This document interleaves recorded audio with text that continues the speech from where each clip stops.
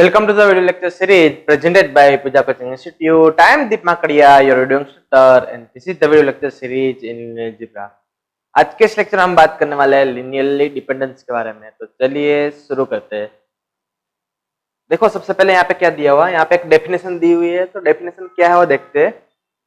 A subset S of a vector space V is called a linearly dependent if there exists a finite number of distinct vectors u1, u2 up to un in S and scalars a1, a2 up to an not all zero such that a1 u1 plus a2 u2 plus up to dot an un equal to 0.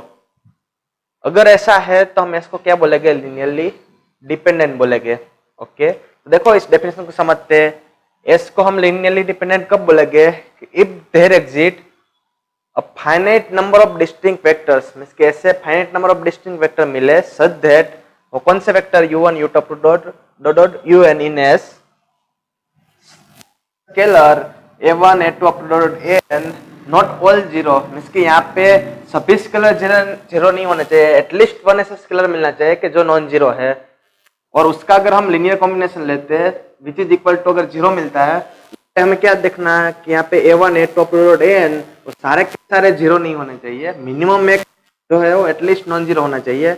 N अगर इसका linear combination zero आ रहा है तो हम क्या बोलेंगे कि S वो क्या लिनियरली डिपेंडेंट है। और उस केस में हम क्या बोलेंगे, in this case we also set the vectors of S, इसके जो वेक्टर है वो हम मतलब हमने जो है वेक्टर सिलेक्ट किए u1 u2 up to dot un, वो वेक्टर भी कैसे हो गए, आर लिनियरली डिपेंडेंट, वो भी कैसे हो गए, लिनियरली डिपेंडेंट हो गए, हम ऐसा बोलेंगे। Okay,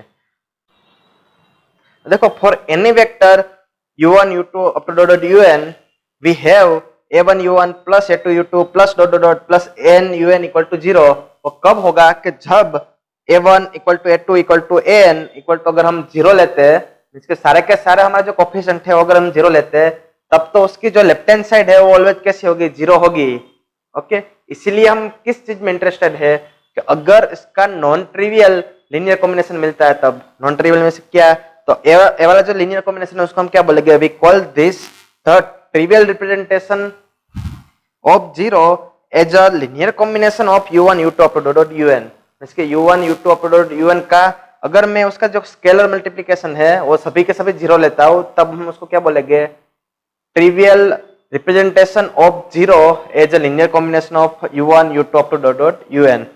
okay, thus for a set to be linearly dependent, अगर set linearly dependent कब होगा, if there must exist a non trivial representation of 0 as a linear combination of vectors in S। Means के यहाँ पे देखो जो भी coefficient है उनमें से मिनिमम एक तो क्या होना चाहिए, नॉट इक्वल टू 0 होना चाहिए।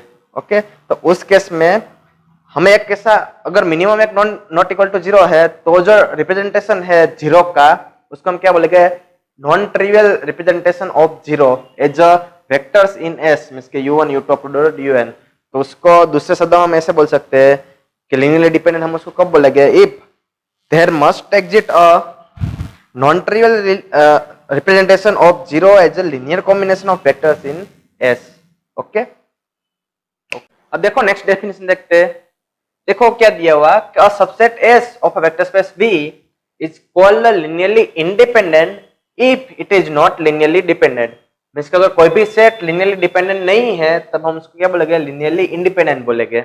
ओके, तो उसका मीनिंग क्या हुआ, that is for every finite number of distinct vectors u1 u2 up to dot un in S if the vector 0 can be written as linear combination of those vectors, means के सारे vector के linear combination अगर मैं 0 को लिख सकता हूं, इसका मीनिंग क्या हुआ, that is a1 u1 plus a2 u2 plus up to dot an u equal to 0 हो फॉर सम स्केलर ai के लिए, देन वो सभी स्केलर क्या होने चाहिए, 0 होने चाहिए, तब हम उसको क्या बोलेंगे, लिनियरली इंडिपेंडेंट बोलेंगे। ओके, तो देखो ये लिनियरली डिपेंडेंट की डेफिनेशन का एग्जैक्टली नेगेशन ही था। ओके, लिनियरली डिपेंडेंट की डेफिनेशन का क्या थी कि हम किसी सेट S को लिनियरली डिपेंडेंट कब बोलेंगे, कि जब हमें कोई ऐसा vector finite element vector u1 u2 up to dot un ऐसे एग्जिस्ट हो सो दैट उसका non trivial linear combination zero को हम उसके नॉन ट्रिवियल लीनियर कॉम्बिनेशन में लिख सकते हैं। ओके, बट यहाँ पे देखो, यहाँ पे क्या है कि हम कोई भी finite number of distinct element लगे एस के, सपोज कि u1 u2 up to dot un। Okay, तो जीरो को उसके अगर लीनियर कॉम्बिनेशन में लिखेंगे तो लीनियर कॉम्बिनेशन कैसा हो जाएगा, ट्रिवियल लीनियर कॉम्बिनेशन ही होगा। तो हम अगर उसको नॉन ट्रिवियल में नहीं लिख सकते हैं, इसको सिर्फ ट्रिवियल में लिख सकते हैं। ट्रिवियल में तो हम लिख ही सकते हैं, क्योंकि हमने लास्ट टाइम देखा हुआ था कि अगर मैं सभी जीरो लिखूंगा तो ये सभी का सम जो करूंगा वो जीरो ही आएगा। इसलिए अगर सभी जीरो है तब तो वो होगा ही, लेकिन अगर नॉन ट्रिवियल लीनियर कॉम्बिनेशन मिला तो हम उसको क्या बोलेंगे, डिपेंडेंट बोलेंगे। अगर नॉन ट्रिवियल लीनियर कॉम्बिनेशन नहीं मिला तो उसको इंडिपेंडेंट बोलेंगे। ओके, तो यहाँ पे देखो, a set is a linearly independent कब होगा, if and only the only representation of zero as a linear combination of its vectors are trivial representation। Means के ट्रिवियल रिप्रेजेंटेशन के अलावा जीरो को मैं एस के एलिमेंट के लीनियर कॉम्बिनेशन फॉर्म में नहीं लिख सकता हूँ। ओके,